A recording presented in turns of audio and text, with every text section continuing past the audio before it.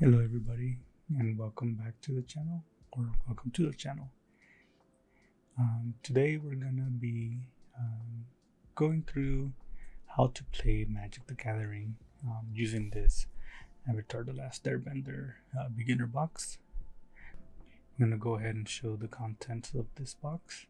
It actually comes with a couple of decks, Avatar Aang and Zuko, in order to show you how to play the game. Go ahead and open this up.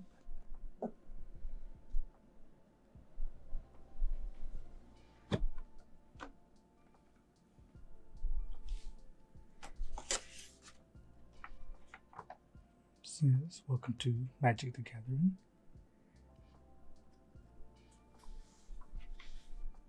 And here you have, we've already opened this, so we're just going to go through that. You have some tokens, and then some how-to cards. We'll be going through those shortly. And then we have a Zuko deck quick start guide. Has the steps of going through your first game so you can learn how to play. And then we also have the one for the other deck, which is the Aang deck.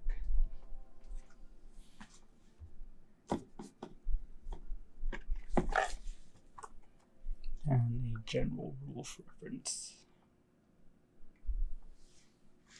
It also comes with two kind of like hard cardboard play mats. Sorry there, I almost knocked over the camera. It comes with two of these play mats that extend out.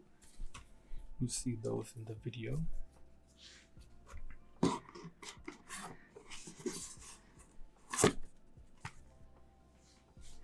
And then it has this little box here. Underneath we have some dice and +1/+1 counters. On this side it comes with a whole bunch of decks. They I think come wrapped, and then we ended up just putting them in here. These two are the decks that we're going to be playing. Going to be the Aang tutorial deck and the Zuko tutorial deck.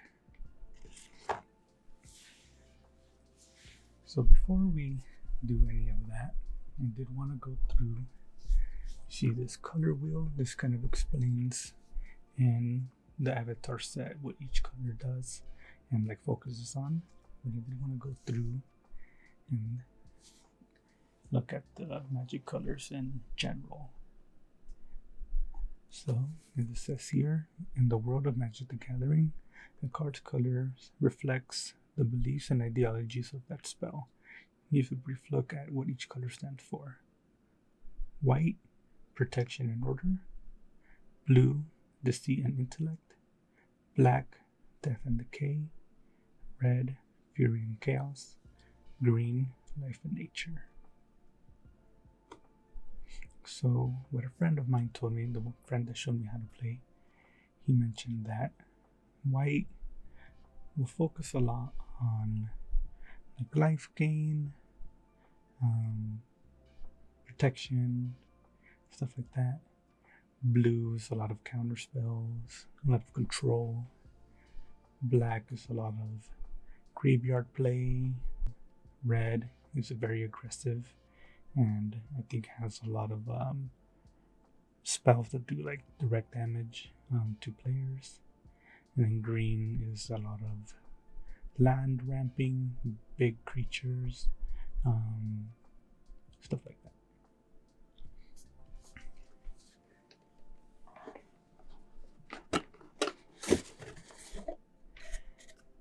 And the Avatar set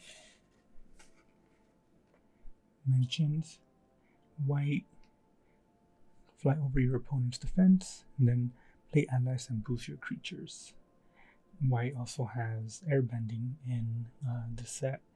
Airbending lets you move creatures out of the game for temporarily, which it can be pretty good just to trigger some abilities, or in order to protect yourself, your own creatures, or to get of opponent's creatures temporarily. Blue, tap your creatures and artifacts to waterbend, cast non-creature spells. Just says there, waterbend, you tap creatures and artifacts to be able to cast different things with waterbending. Black doesn't have a bending associated with it, but it says benefit from death and sacrifice, disrupt your opponent. Red is tied to firebending. Generate mana with firebending, pile on the attacks. So firebending lets you use your mana during combat and lets you keep mana during combat. Green, earthbend your lands into creatures, grow your mana to cast expensive spells. So earthbending lets you turn your lands into creatures, which is pretty cool. Get a lot of creatures that way. And then here are the life canning dice and the +1/+1 counters, as mentioned earlier. Here's the anatomy of a magic card. So on the top, you'll have the card name, and then to the right of that, in a little circle, multiple circles, you'll have mana cost. That a lot of the times will show like a color and some numbers and circles. That'll show you how much mana you need in order to cast that specific spell or card. Underneath the image, you will see it says type line. That's the card type, and that'll be something like creature, instant, sorcery, etc. Expansion symbol, that's the symbol that shows what set or expansion the card is from. Text box is where you will have all the information about what the card does, and maybe some like little quip about the card. And then at the bottom we have power and toughness. You can think, if it's a little easier for you, power is attack and toughness is defense. Here, this card shows what the battlefield is, how it is distributed. So you have your starting life, which in standard of Magic the Gathering, the standard format, you start with 20 life. In the very popular format Commander, you start with 40 life. Here on the top, you'll have your creatures. On the bottom, you'll have your lands. Exile could be here. You can also lay this out differently, but it's totally up to you. Exile, your library or deck, and then your graveyard. I oftentimes put my exile on top or maybe to the right of my library, but totally up to you. And then you have your hand. This card also has on your turn is how a turn is broken down. So you have the beginning phase, and that's when you'll untap or turn your cards upright, all your cards, and then you'll draw your card for the turn. And then you go to your first main phase. This is where you can play a land. You can only play one land per turn. You don't have to play it in the first main phase. You can play it in the second main phase if you want. Totally up to you. And then you can cast creatures and other spells during your first main phase. And then you move to combat. In combat, you declare your attackers. Your opponent declares their blockers. And then combat damage is dealt. And then you have the second main phase. Play a land if you haven't already. And cast creatures and other spells if you want. And then you have the ending phase. Your creatures heal from all combat damage if they are still left alive. And then you can pass the turn.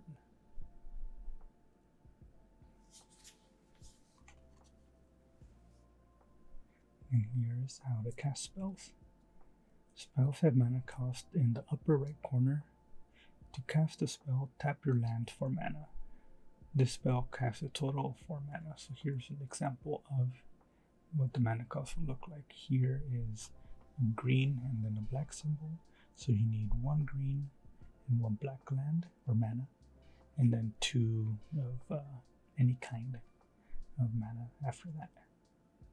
So each land provides mana, and then in order to use that mana, you tap. You turn it to the side of the land in order to use the mana. And then here is attacking and defending. So for attacking, you must tap your creatures to attack. You can attack players or planeswalkers, but not other creatures. So when you declare your attackers, you are attacking the other player directly, not any creature. You can attack planeswalkers, which are like a special kind of quote-unquote creature, but you can't target specific creatures. And for blocking, if you are being attacked, you choose whether or not to block. Only untapped creatures can block. You don't have to tap creatures to block with them. So, once you're being attacked, the creature taps to denote that it's attacking you, and then any of your untapped creatures can block. And then combat damage is distributed and dealt after you declare your blockers. It's a bit more that goes with that, but the game that we're going to play will kind of demonstrate all of that. Before moving on to the game, please consider liking this video and subscribing to the channel. There's a lot of Magic ASMR, and then some more general ASMR. So, yeah, enjoy the game. Hello. So in this simulated game from the beginner box, each of us will have our life total set to 10. Normally, the standard format and other 60 card formats will have 20 life, and Commander, which you may have heard of, is a popular multiplayer format with 40 starting life and 100 card decks. But this is a short game with 20 card decks and less life meant to show the basics of the game. To start, we will each be drawing 7 cards.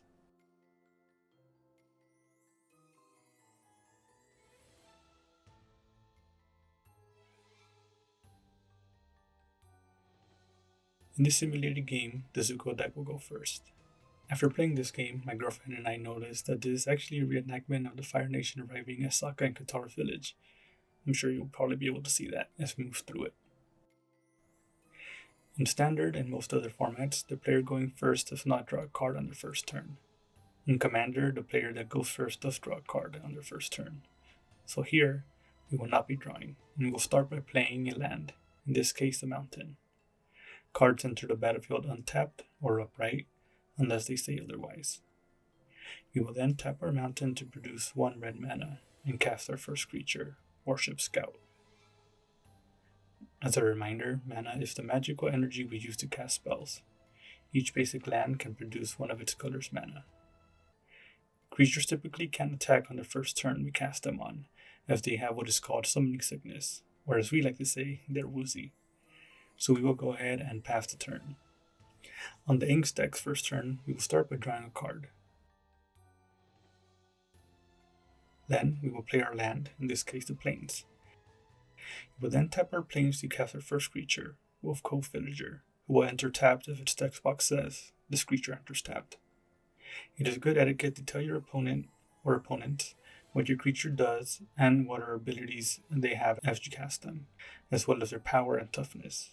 This goes for other spells as well. As we don't have any more actions we can do, we will pass the turn back to Zuko. Back with Zuko, we will start our second turn by untapping all of our tapped cards by turning them back upright. We then draw a card.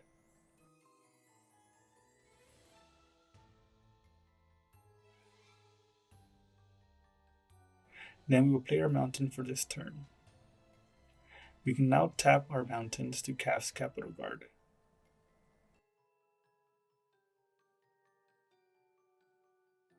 We can now move on to combat.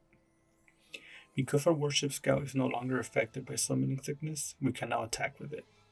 We will tap it to denote that we are attacking with it. When attacking, we can only attack our opponents. We cannot attack the creatures directly. Players can choose to block with any of their untapped creatures. Luckily for us here, our opponent's only creature is currently tapped, so they cannot use it to block. Since our opponent cannot block, our Warship Scout will deal 2 damage since its power is 2. Aang's life total will reduce from 10 to 8. Now we will pass the turn. In Aang's second turn, we will start by untapping all of our tap cards. We draw our card. Then we will play our planes. We will tap both of our planes to cast Tundra Wall. Tundra Wall has the ability Defender in its text box, meaning that it cannot attack.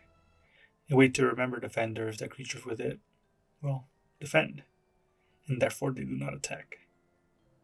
We will then move on to combat and attack with Wolf Cove Villager, again tapping it to show whether we are attacking with it.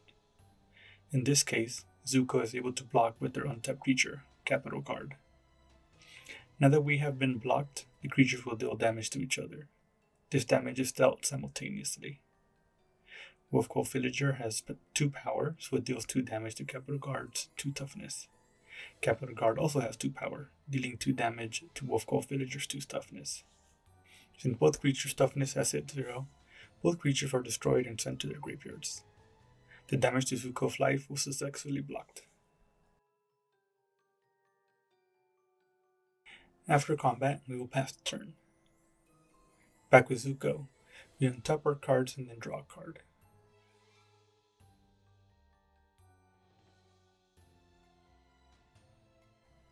We will play our mountain for the turn. We can then tap 3 mountains in order to cast Fire Nation Soldier.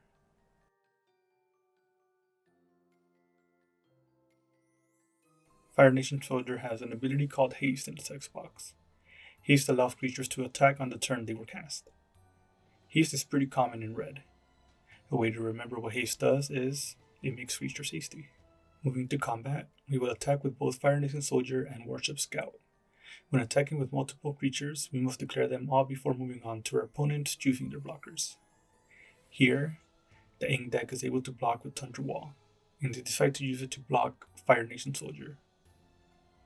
Moving to damage, Warship Scout wasn't blocked, so it will deal 2 damage directly, reducing the Aang's deck's life to 6. Fire Nation Soldier deals 3 damage to Tundra Wall, which has toughness of 4, so it survives with 1 remaining toughness. Because Tundra Wall has 0 power, it does not deal any damage back, so both creatures survive. We then pass the turn. As the turn ends, all creatures heal back to full toughness. Now back with our boy Aang, we untap and draw.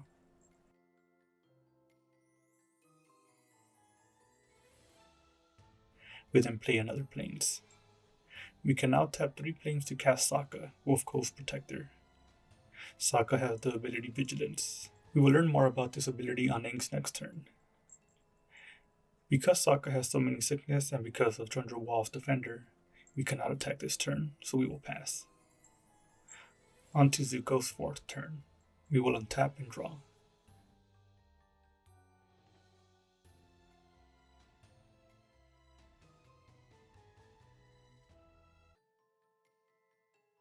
We then play a mountain. We can now tap 3 mountains to cast Iroh, Firebending Instructor, who has an ability that triggers whenever he attacks. We will then move on to combat.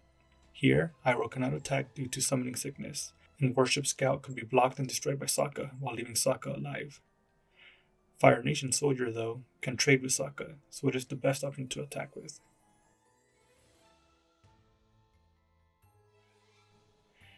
Aang defends with Tundra Wall, leaving both creatures alive. The Tundra Wall has taken 3 damage, leaving it with 1 toughness. Now, after combat, we still have our second main phase. Up to now we haven't been using it, but here we still have 1 mountain left untapped. You can use this mountain to cast the sorcery Zuko's Offense, which deals 2 damage to any target. We will target Tundra Wall, destroying it.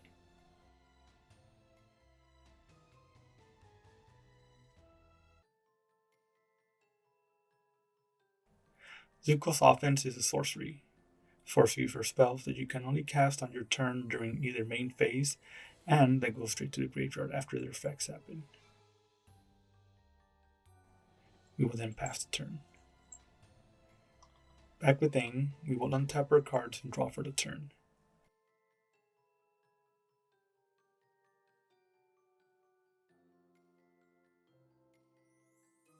We can then play a Plains. We will tap 3 planes to cast Momo, Rambunctious Rascal.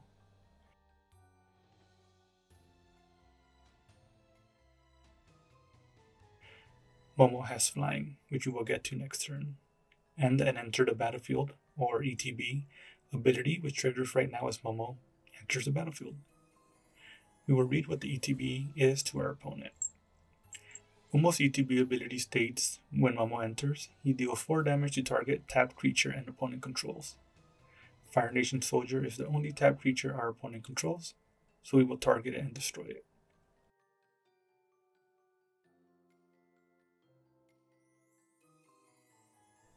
We will then move to combat and attack Sokka, who, thanks to his Vigilance ability, does not attack when he attacks.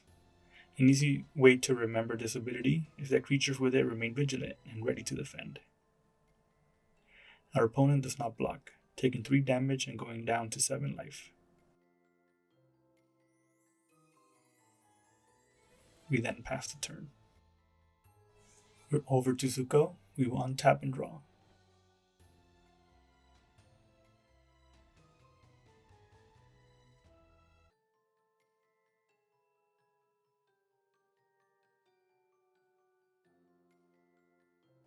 We then play a mountain. We tap 5 mountains in order to cast Zhao, the Seething Flame.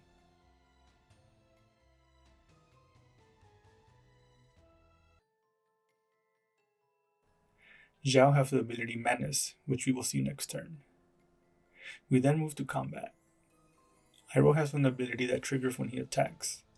This ability gives all of our attacking creatures +1/+1 until end of the turn, so our attacking creatures' power and toughness will both temporarily be increased by 1. To take advantage of this, we will attack with both Iroh and Worship Scout. Our opponent will block Iroh with Sokka. Normally, Iroh and Sokka would trade, but our opponent plays an instant, Ink's Defense. An instant is a spell that can be cast during your own or your opponent's turns, and during almost every phase and their steps. Like a sorcery, instants go straight to the graveyard after their effects happen. This means that instants and sorceries are considered non-permanents, but other cards that stay on the battlefield after they're played or cast are considered permanents. Going back to Ink's Defense, it states, target blocking creature you control gets +2/+2 until end of turn. Draw a card. Our opponent targets Sokka, increasing his stats to 5/5, and our opponent gets to draw a card. Now, moving to damage, our opponent takes 3 damage from Worship Scout since it remained unblocked. And Sokka will destroy Iroh thanks to Ink's Defense.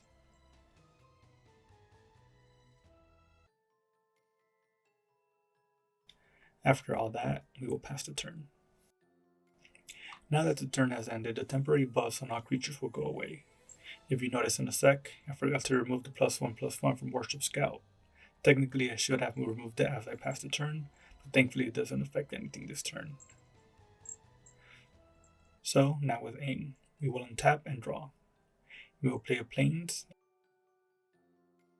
and tap 5 planes to cast Katara, Heroic Healer.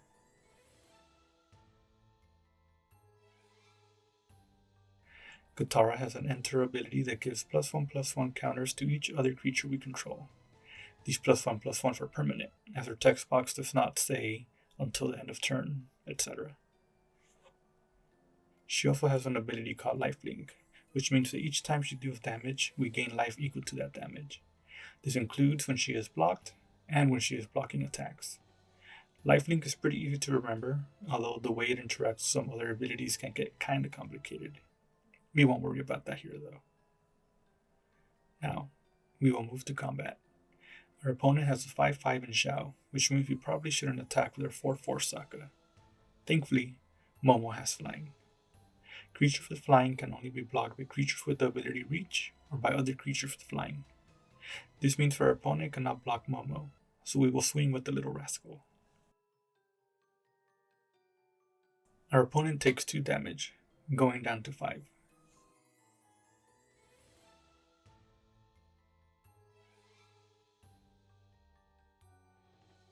We will pass the turn. On to Zuko, we untap and draw.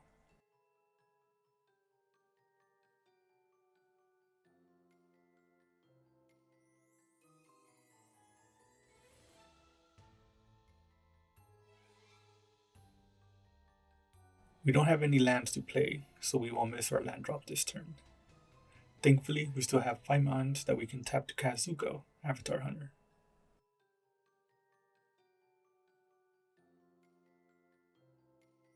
Zuko has Reach, which allows him to block flyers, and he has an ability that triggers whenever we cast another red spell. We'll learn more about that ability in the next turn. Moving on to combat. Zhao has Menace, meaning that our opponent will have to use 2 creatures to block him. A good way to remember that is that creatures with Menace are a menace. Because of Zhao's Menace, it would be a good idea to attack with both him and Worship Scout, as our opponent will be forced to use their 2 untapped creatures to block Zhao if they want to survive this turn, meaning our Worship Scout will be able to get damage through. As predicted, or as scripted by the guided game, our opponent blocks Zhao with both Sokka and Katara. This double block brings up something important about blocking. As the defending player, you can block any one attacker with multiple untapped creatures. You cannot, however, use one creature to block multiple creatures unless the specific creature explicitly states it can in its text box. There's a lot of "you can't do X" unless the card states you can in Magic. Anywho, back to this combat. When your attacking creature is blocked by multiple creatures, you get to decide how your creature's power is distributed as damage to the blockers. Here, we will decide to deal 4 damage to Sokka, destroying him, and the remaining 1 to Katara, which is not enough to destroy her. Katara's lifelink gives our opponent 2 life, moving them up to 5.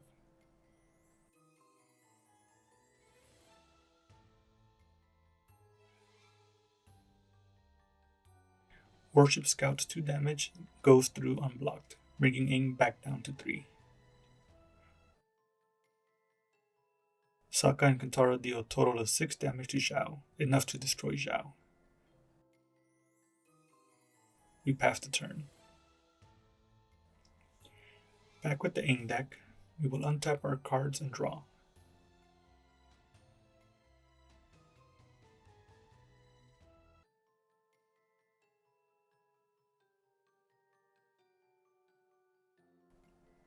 We will play a Plains. Then, we will tap 5 lands to cast our boy Aang Air Nomad.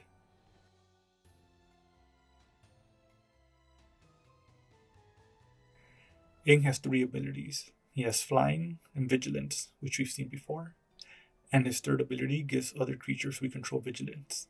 This definitely comes in handy as our creatures can attack while remaining untapped, meaning we can defend with them the next turn. Here, according to the Aang deck's guide, we don't have any good attacks as Zuko has Reach to block Momo and is big enough that neither Momo or Katara can trade with him. So, we would just go ahead and pass the turn without attacking. This might be a good time to mention that even though we don't attack, the combat phase technically still happens. This is true for other phases as well. We've been skipping the second main phase a lot this game, but they technically still happen. This is important to note because some cards have abilities that start like at the beginning of combat on your turn, or at the end of combat, or at the beginning of your end step, etc. This means that even though you don't attack or you don't do anything on your first or second main phases, abilities that depend on them still happen, unless they state otherwise. Back with Zuko, we will untap and draw.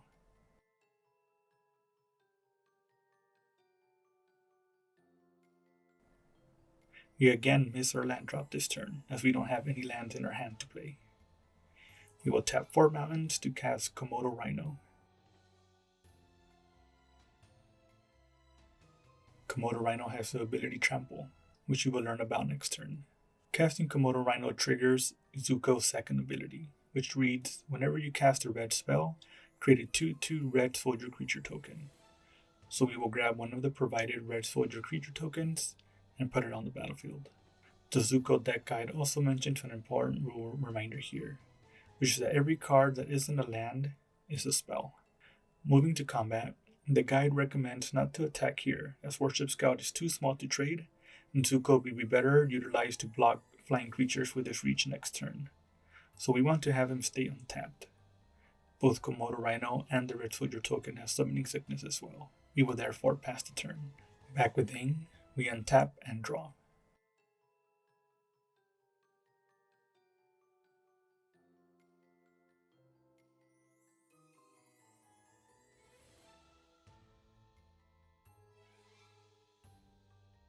We play a Planeseer and tap 3 planes to cast Sledding Otter Penguin. Sledding Otter Penguin has an activated ability. The cost of an activated ability appears before the colon symbol, and its effects appear after the symbol. This ability's cost is 3 generic mana, so we will need to tap 3 lands to activate it, and its effect is to put a +1/+1 counter on itself permanently. An important rule reminder here is that you may activate activated abilities at any time, what we call at instant speed, if you can pay its cost, unless explicitly stated otherwise by lines like play only as a sorcery. Abilities with the tap symbol, or tap abilities however, are affected by summoning sickness. This ability can also be activated multiple times in the same turn if you can pay its cost multiple times that turn. Now on to combat. The guide says, it's time for the big battle. We will attack with our 3 creatures that are able to attack this turn. Thanks to Aang's third ability, our creatures don't have to tap to attack. Our opponent blocks Aang with Zuko, and Katara with both Warship Scout and the Soldier token. Momo is not blocked. Moving to damage, Momo deals 2 damage to our opponent and they go down to 3.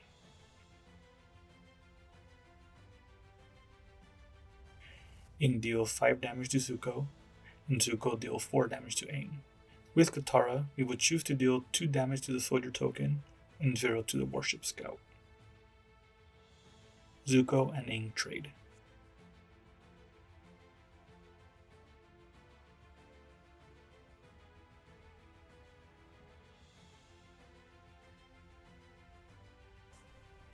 The Soldier token and Katara trade, and we gain 2 life due to Katara's Life Leak ability.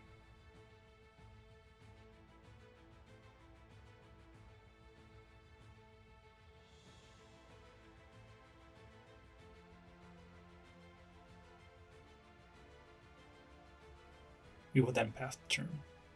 A little rule reminder here, and calling out a mistake on my part. After a token goes to the graveyard, it vanishes and quote-unquote ceases to exist. Meaning I was supposed to remove it from the graveyard here and put it aside. Whoops. Now, back to Zuko, we will untap and draw.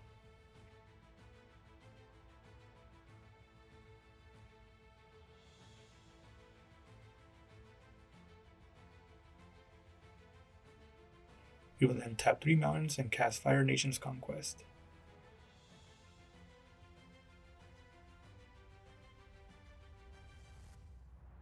Fire Nation's Conquest is an enchantment, which stay on the battlefield and have ongoing effects. They cannot attack or defend though, as they are not creatures. This enchantment's effect is, creatures you control get +1/+0. As an aside, there are such things as enchantment creatures, we don't have to worry about those here. Another important and kind of nitpicky distinction here is that this card does not say +1/+0 counter, just that the creatures you control get +1/+0. So their power does get the buff, but we do not place a counter on them.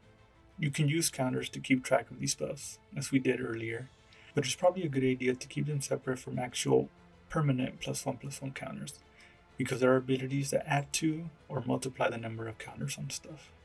Here, we decided to kind of just remember about the +1/+0. Now, we will move to combat. We will attack with Komodo Rhino, but withhold from attacking with Warship Scout, as it is not big enough to trade with Sledding Otter Penguin. Komodo Rhino has the ability Trample. When a creature with Trample is blocked, Any excess damage is dealt to the defending player. A way to remember what this ability does is to imagine the attacking creature trampling over the defending creatures if it survives, and dealing damage with its remaining strength. Up to this point, the guides have told both sides what to do, but now it leaves the choice of how to defend up to the index player. This is also the end of the guided turns. The guides now leave the rest of the game up to the players. So my girlfriend and I actually kept going at this point, but as I reviewed the footage, I realized I made a mistake, because no matter how the Aang deck blocks, Komodo Rhino trades with the defending creature, and I accidentally kept Komodo Rhino on the battlefield. So I will say if the guides end here, so will this video. If you are new to Magic, or want to get into the game and want an easy way to learn and teach your friend, child, or partner, I'd highly recommend this beginner box, especially if you are a fan of Avatar. The guides have little quips from the characters as if they're actually in the battle. It's very well done.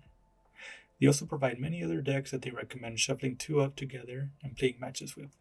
Magic has many more rules and things that weren't covered in this video, but this box does come with a rules reference that explains much more than what is shown in the guided game. Along with this box, the digital game Magic the Gathering Arena is a good and easy way to get into it and play some scripted matches against the computer to learn the basics. I myself am fairly new to Magic, but this game has quickly become a big part of my free time. I've built my own commander decks, and I've participated in a couple of pre-release events from the new sets that have come out. So, if you enjoyed this video, I definitely recommend getting into this wonderful game. Please like and subscribe, and have a great one.